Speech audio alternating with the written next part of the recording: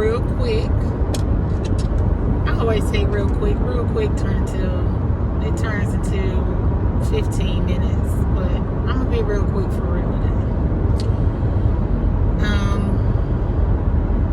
It's a beautiful Sunday, by the way. It's very, very beautiful. It's like the perfect weather.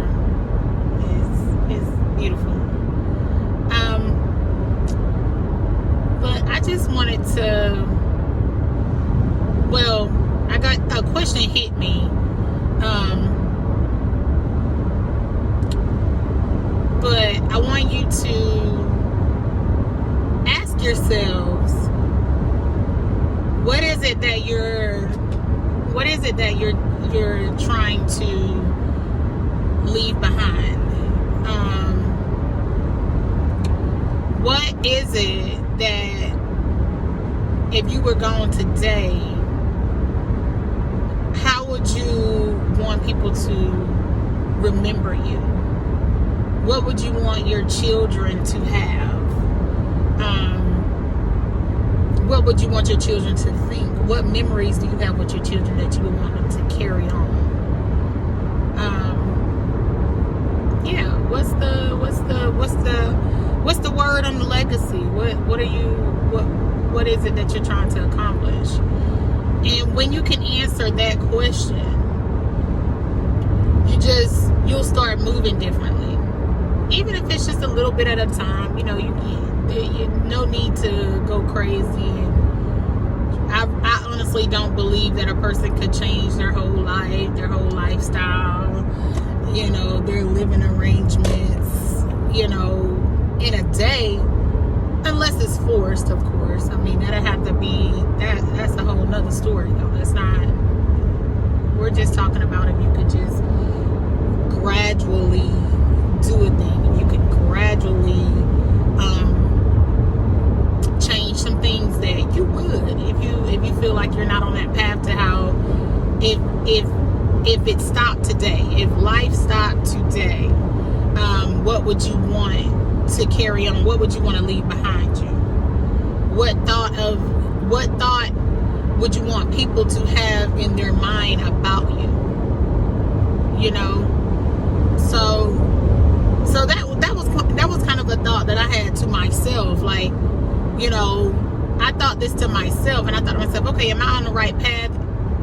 I could confidently answer yes.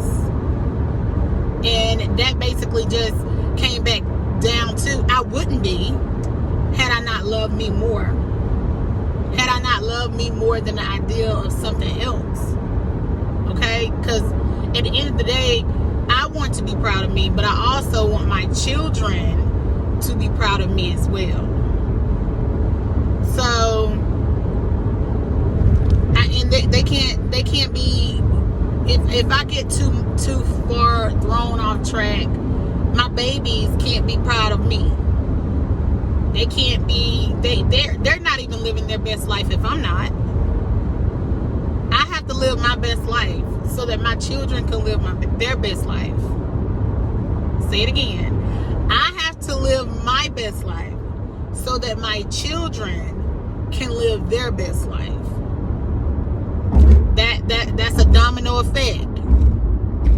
So keep in mind, whatever you do out here in this world and on this earth, it's definitely going to have an effect on your children. Unless you don't have custody of them, of course. But still, at the end of the day, if you don't have custody of your children, they know of you. If they know of you, if they know who their biological parent is it the biological parent where as an adult, or even as a teen, that the thought of their biological parent's name just sickens them? Like, oh, forget them, man.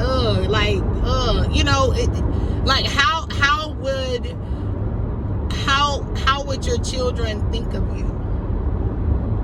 And I'm telling you, that should be like a lot of people. I mean, I don't know, a lot of parents that really care. I can't even say a lot of people because everybody doesn't have children. But if if your children, I'm a firm believer that if your children don't motivate you, then nothing will. Nothing will. Because your children is going to initiate everything else. They're going to dictate how you move. You could go, okay, you could be chasing a bag, but if chasing a bag,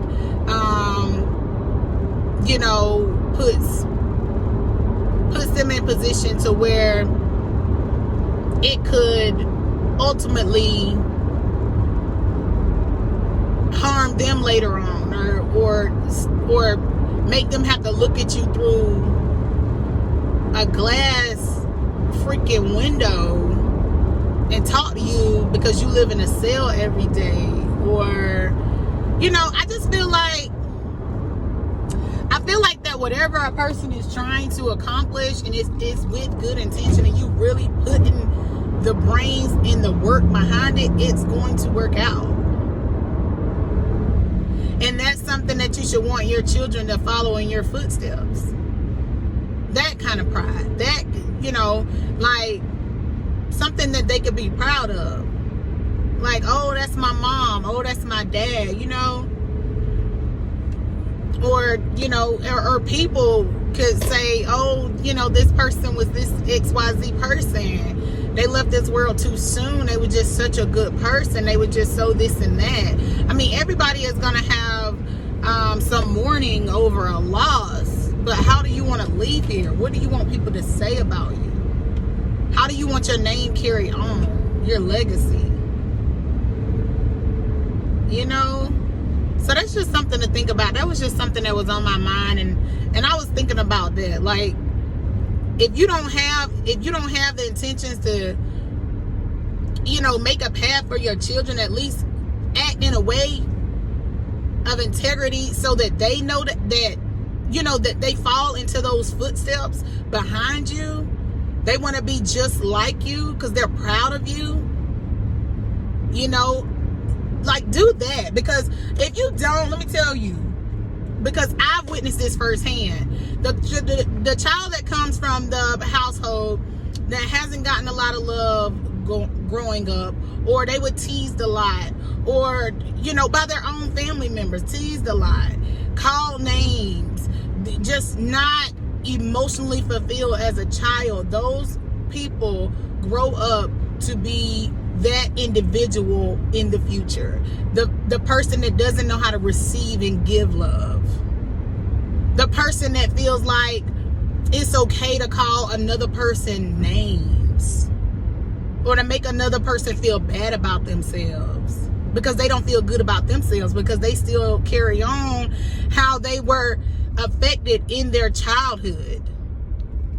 So I guess this is about, I was asking, you know, it was something that came to me thinking about adults, but maybe it's something to do with children. Ultimately, I mean, but love your children, give them a way of life so that they're not out here being a lost adult. They're grown, but they're still carrying on the stuff that was told to them while they were children. You know what I do? Like my 3-year-old, right? My 3-year-old, my daughter. She is a genius. Not for one, she's a genius. She is probably, there's no probably, she's the most enlightened child that I've ever met. And I'm not saying that because she's mine. I'm just saying that because at her age, I mean, like, as the months go on, I feel more better about telling people her age, because it doesn't sound right when I say it. That's how far beyond her age that she is. I'm talking about uses complete sentences, like complete, like she is out of this world amazing. She's incredible. But I tell her, like, when she loves nothing more, and she was like this when she was 2. She loves nothing more than getting her hair combed. She hates getting her hair combed, but she loves the outcome. She loves looking pretty, okay? Because she knows that she She just knows, she's going to know that it's normal for her to be complimented. She's going to know that it's normal, and she's going to know how beautiful she is without being complimented. But if it lacks, she's going to also know that it's lacking. So I don't know if that makes sense or what. But every time I comb her hair, girl, go look in the mirror.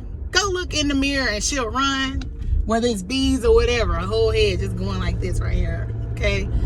And she'll go look in the mirror, and she gets like, you know, like more of like that vibe. It's cute.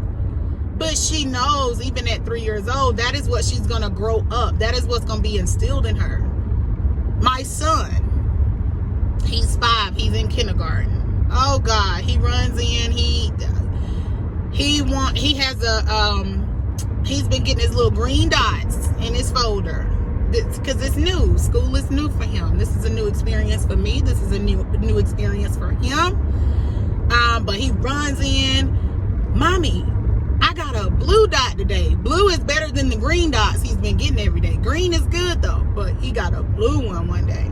So I got to high five my baby. Boy, you done showed out. You doing good. I'm so proud of you. That's the life I want them to have their whole life. Their whole life. What are you giving your children? What are you giving them? So that they know when something is lacking when they're adults. They know it's not right. You give your child lack of emotion. You give your child lack of love. Tough love, as you would call it. But you don't give them much. You don't give them much goodness to feed on. And then they have to grow up. And they think lack of love is normal. They think abuse is normal. They think emotional abuse is normal. They think having 2-3 people at the same time is normal. They don't know normal living. They don't know normal life. Life as we know it. Life how it should be lived in this world. Anybody can create their own life. You can do whatever you want. If you want 5-10 people, you could go state to state and get married to different people if you want to. Be married all at the same time. But in this world, it's survival of the fittest. Groom your children. Groom yourself so that you can groom your children. If there's lack, if you know that something wasn't right when you were growing up, try to break the cycle. Break the generational curse.